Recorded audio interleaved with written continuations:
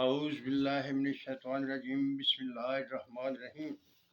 معزز ناظرین و سامعین، السلام علیکم۔ جیسا کہ آپ جانتے ہیں، میں ہر ویڈیو میں صرف وہی باتیں بیان کرتا ہوں جو کہ تسلیم شدہ ہوتی ہیں، ہر کوئی ان کو تسلیم کرتا ہے اور ان سے نتائج نکال کر آپ کے سامنے رکھ دیتا ہوں۔ تسلیم کرنا نہ کرنا یہ ہر شخص کی اپنی ذاتی رائے ہوتی ہے، وہ چاہے تسلیم کرے یا نہ کرے۔ لیکن آج کی ویڈیو میں قرآن شریف کی آیت مبارکہ سورۃ آل عمران کی آیت نمبر 81 ہے، اس پر پہلے میں آپ کے سامنے اسے پڑھوں گا اور پھر اس کا ترجمہ کروں گا اور چند باتیں اس کے بارے میں آپ کے سامنے رکھوں گا۔ اعوذ باللہ من الشیطان الرجیم بسم اللہ الرحمن الرحیم۔ وَإِذْ أَخَذَ اللَّهُ مِيثَاقَ النَّبِيِّينَ لَمَا آتَيْتُكُم مِّن كِتَابٍ وَحِكْمَةٍ ثُمَّ جَاءَكُمْ رَسُولٌ مُصَدِّقٌ لِّمَا مَعَكُمْ لَتُؤْمِنُنَّ بِهِ وَلَتَنصُرُنَّهُ قَالَ أَأَقْرَرْتُمْ وَأَخَذْتُمْ عَلَىٰ ذَٰلِكُمْ إِصْرِي قَالُوا أَقْرَرْنَا قَالَ فَاشْهَدُوا وَأَنَا مَعَكُمْ مِنَ الشَّاهِدِينَ وَمَن تَوَلَّىٰ بَعْدَ ذَٰلِكَ فَأُولَٰئِكَ هُمُ الْفَاسِقُونَ۔ ناظرین، اب میں اس کا ترجمہ آپ کے سامنے بیان کرتا ہوں۔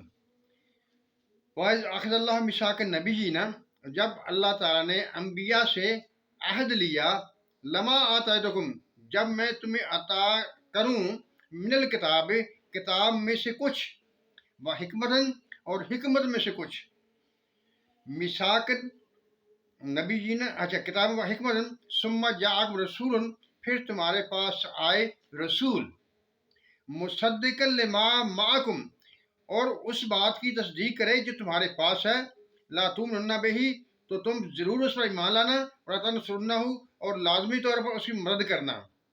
قالا، پھر اللہ تعالیٰ نے پوچھا، اقررتم، کیا تم اقرار کرتے ہو، واخذتم علی ذالکم اسری، اور اس پر مجھ سے پختہ عہد کرتے ہو۔ قالو، تو سب انبیاء نے کہا، اقررنا، ہم اقرار کرتے ہیں۔ قالا، اللہ تعالیٰ نے فرمایا، فاشہدوا، پس گواہ رہو، وانا معکم من الشاہدین، اور میں تمہارے ساتھ گواہوں میں شامل ہوں۔ فمن تولی، پس جو کہ پھر جائے گا اس کے بعد، بعد ذالک، اس کے بعد، فاولئک هم الفاسقون، تو وہ فاسقوں میں سے ہوں گے۔ اب سامعین کرام، سوال یہ پیدا ہوتا ہے کہ میں نے یہ آیت مبارکہ آپ کے سامنے کیوں پیش کی، کیوں پڑھا اور ترجمہ کیا۔ اب میں اس کے بارے میں تھوڑی سی تشریح آپ کے سامنے رکھتا ہوں۔ دیکھیے، اللہ تعالیٰ نے انبیاء کرام سے عہد کا ذکر کیا ہے۔ اس کا مطلب یہ ہوا کہ وہ تمام انبیاء سے عہد لیا گیا تھا، کوئی نبی باقی نہیں رہا تھا۔ یعنی جتنے بھی نبی حضرت آدم سے لے کر بعد میں آنے والے تھے، سب سے عہد لیا گیا تھا، کوئی نبی باقی نہیں رہا تھا۔ اور ان سے کہا تھا کیا، جب لما آتیتکم من الکتاب والحکمت، جب میں تمہیں کتاب اور حکمت میں سے کچھ عطا کروں، یعنی ان کو نبوت مل جائے، اس کے بعد ثم کا لفظ یہ کرتا ہے کہ اس کے بعد، یہ تفاخر زمانی کو ظاہر کرتا ہے۔ ثم جاءکم رسول، پھر تمہارے پاس آ جائے وہ رسول، وہ خاص رسول، مصدق لما معکم، جو تصدیق کرے اس بات کی جو تمہارے پاس اللہ تعالیٰ نے عطا کی ہے، یعنی جو علم و حکمت، جو کتاب اور حکمت تمہیں عطا کی گئی، اس کی تصدیق کرے۔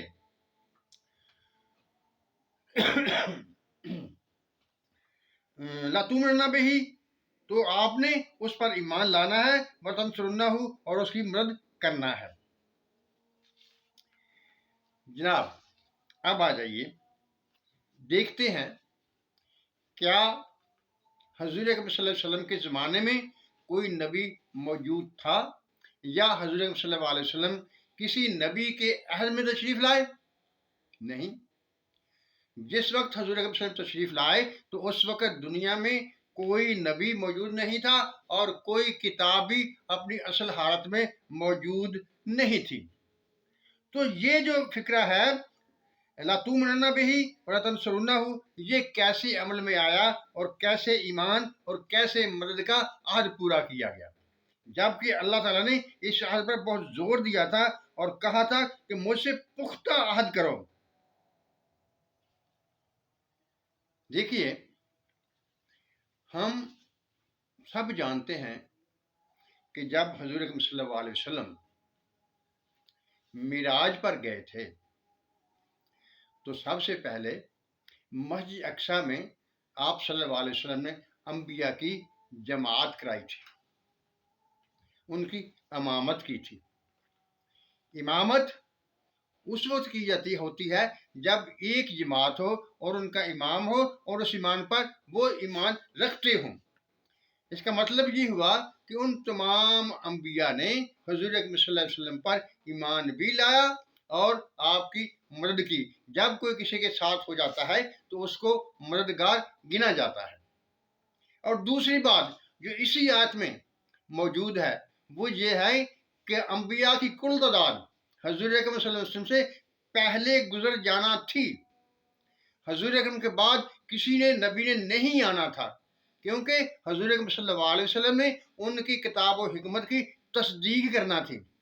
वो सिलसिला जो शुरू हुआ था इसका लाजमी नतीजा ये था कि जब आपने तस्दीक करना है तो वो तमाम अंबिया पहले से गुजर चुके हों, इस जहान में अपनी अपनी जिम्मेदारियां पूरी करके जा चुके हों। इसीलिए मैंने ऊपर थंबनेल में लिखा था कि इसमें खत्म नबूवत भी साबित होती है और अंबिया का हजूर सल्लल्लाहु अलैहि वसल्लम पर ईमान और उनकी मदद करना भी साबित होता है। यानी ये बात क्लियर हो जाती है कि जब हजूर अकरम सल्लल्लाहु अलैहि वसल्लम ने तस्दीक करना थी तो वो सबसे पहले गुजरने वाले अंबिया ही होना थे और आप सल्लल्लाहु अलैहि वसल्लम के बाद किसी नबी ने नहीं आना था।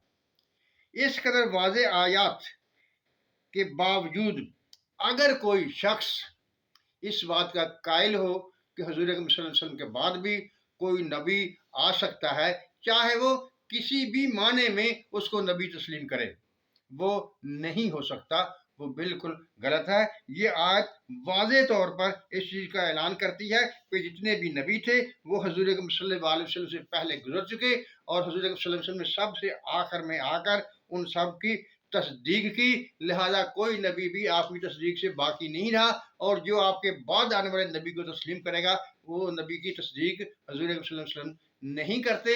लिहाजा हजूर अकरम सल्लल्लाहु अलैहि वसल्लम के बाद कोई नबी नहीं और आप ही खातमुल अंबिया हैं।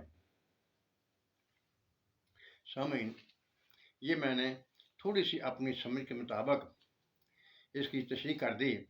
उम्मीद है कि आप इस आयत को दोबारा से खुद से पढ़ेंगे और इस पर गौर करेंगे। ये सूरत आल इमरान की आयत नंबर 81 है। मैं फिर आपसे कहूँगा कि आप इस आयत को दोबारा पढ़ लें और उस पर गौर कर लें तो इंशाअल्लाह ताला पूरा मसला आपके सामने बिल्कुल शक व शुबों के बगैर वाज़ेह हो जाएगा। अल्लाह आप पर अपनी रहमतों की बारिश करे। आमीन। वस्सलाम। खुदा हाफिज़।